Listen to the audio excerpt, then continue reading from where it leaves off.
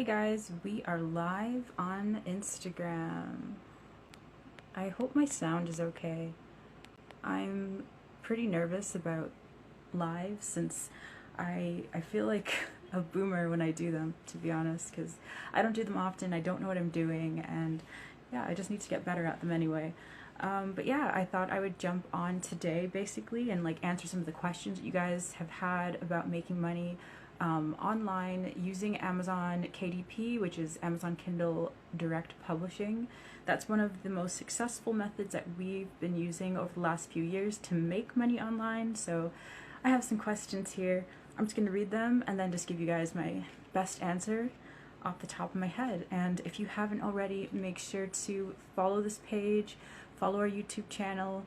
YouTube does not push out our content like that, even though we have quite a few people, following us on the channel. I notice whenever we put up content videos, it's like nobody sees them.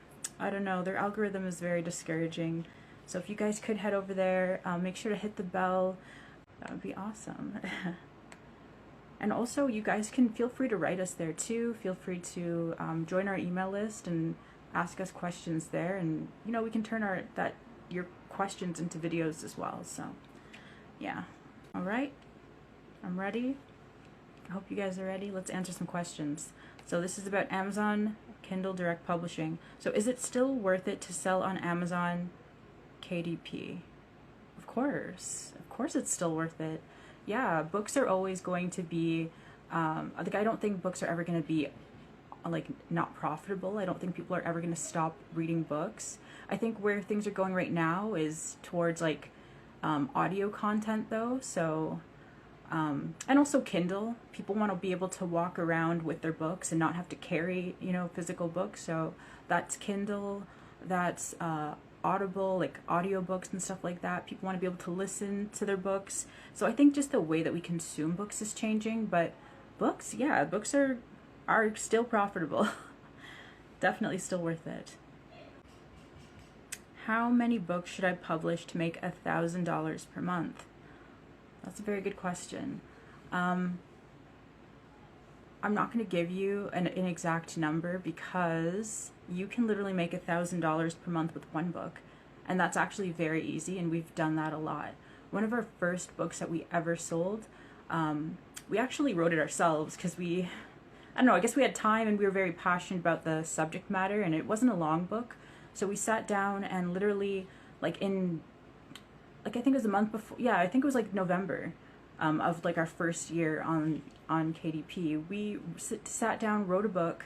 It came out in time for December, and in December that book made $1,000, over $1,000 in profit. So that was with no ads or anything. We were just good at the keyword and niche research. That's what you need to focus on. So it's not, oh, how many books do I need to publish? It's more about researching the topic, and you can easily make $1,000 with a single book.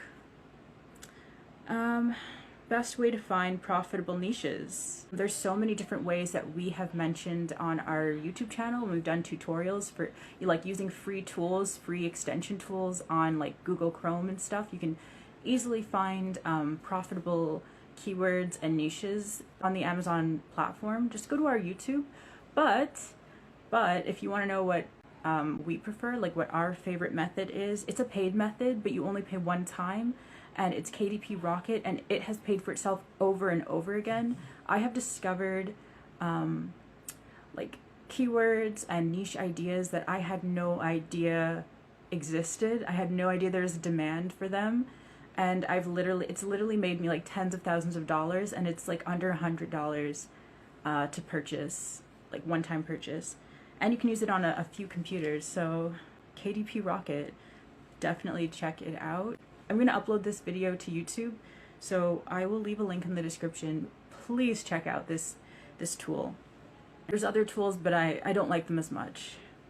And also this one can show you the best keywords and stuff like that in Audible as well. So it's all across the board. It's ebooks, paperback, and audio. Come on, you can't beat that. Should I publish low content, no content, or high content books? Good question. We had a video on this. No content. As much as people push it on YouTube, and it burns me too, like these huge accounts that are all about the like, oh, make money online, it's so easy, no skills required. When they touch on Amazon KDP, it bothers me so much that they're always like, it's super easy, just upload a whole bunch of blank journals, you know, with nice covers, and boom, you're making $5,000 a month. I've seen that, and it's like, that's actually not true at all. No content books are very hard to sell, like like line journals, like just like blank page books, like artists books and stuff like that, artists like sketchbooks. I wouldn't waste my time unless you're trying maybe like if you try dozens at least, like uploading dozens of different types with really good research, or if you try maybe hundreds, maybe even thousands, you'd have to upload. It's just such a hard, I don't know, we've never been able to figure out how to sell no content books. And the reason for that, I think, is because you're competing with not only everybody else who just wants to kind of dip their toe into KDP, because it's such a low entry point to like publish. Like if you're publishing like blank books, it's like so non-committal. You can just go to any type of website, you know, get the blank pages, put them all together, upload them. So people have literally gotten in trouble for uploading like thousands per week with like automated programs. They had to put a stop to that, but people were literally doing that. You're competing with really big companies like Hilroy notebooks. When you do blank like line journals, you're competing with dollar store journals. You're competing with like sketchbooks from, like, I don't know where you guys are at, but there's different like art stores and stuff like that. You're competing with their well-known and popular sketchbooks. So I just would not really waste my time personally on no content, like I said, line journals and stuff like that, unless they're prompt books, and that would actually fall more under low content. And for low content, I would say still try low content. In fact, do both. Do low content and do high content books. That's what I would recommend. Skip the just blank pages, line journals, skip all of that. It's not even worth it. And go straight into low content books and go into high content books. It really depends too on the money that you have to play with when you're first getting started, because if you want to do high content books, you're either writing those yourself at first if you don't have any upfront money, or you are hiring out, and you're getting somebody to write it for you, and that can cost you a few hundred per book sometimes. So yeah, if you want to start with low content, well, I'd say, like I said, do both. And you should have a little bit of startup money. It really does help to even have a couple hundred. But yeah, why should you miss out on the money that you could make with higher content books? Similarly, why should you miss out with money that you can make with low content books? With low content, or actually with both, but especially low content, really make sure to niche down. Find a warm audience to target your book to. You know, that's the best thing that's worked for us. We've always found warm audiences who are already on the Amazon platform looking for content, looking for books. And yeah, for low content, I would say like activity books. Like, remember, fourth quarter's coming up. We're in the middle of the last month of third quarter, you know? Come October, we're in fourth quarter. That's when people are looking for things for their children for Thanksgiving, for Halloween, stocking stuffers for Christmas. So that's where you're getting, like, you know, that's where you can really go big with the low content books. What else? I don't know if I should like drop some like real game for you guys right now and just tell you some of our most profitable low content books. Should I do that? Okay, you guys are our inner circle. I will do that for you. So the most popular low content books that we've sold have been coloring books, activity books, and cookbooks. Cookbooks are considered low content books, especially just due to the fact that they don't have too much content in them. They have pictures. They're mostly very visual. So as long as you have beautiful photos, which we love using depositphoto.com. I'll leave a link to that. But you can get like a monthly plan and just download a whole bunch of really nice pictures for your cookbook. And again, guys, make sure you're targeting an audience. It shouldn't just be random. Yeah, that's what we've been able to do, and we've had amazing results. And just like, you may not, like, the idea with cookbooks too is just make sure to find pictures that look as close to your recipe as possible, and you're good. High content books I would still highly recommend because the barrier to entry is a little bit higher. People don't want to spend as much. People aren't as committed to, you know, putting in the effort, putting in the time, putting in the money to get high content books made. So there is still so much room to make like a lot of money with higher content books because people don't really want to commit to self-publishing like that. So it's like, okay, more customers for me, you know. So that's the benefit of high content. So that's why I say mix the two, do both. Get those people who want to spend money on low content and get the people who want like higher content books. Wow, that was a mouthful. I hope that helped though. What do you think about low content books? Are they still profitable? So I did answer that. Definitely they're still profitable. You can make thousands, which we have. How do you run ads on your books since you've had great results? Yes, so one of our first videos on our YouTube channel was about the amazing like first year that we had on the platform on Amazon KDP, and how our profits really blew up when I learned to run ads.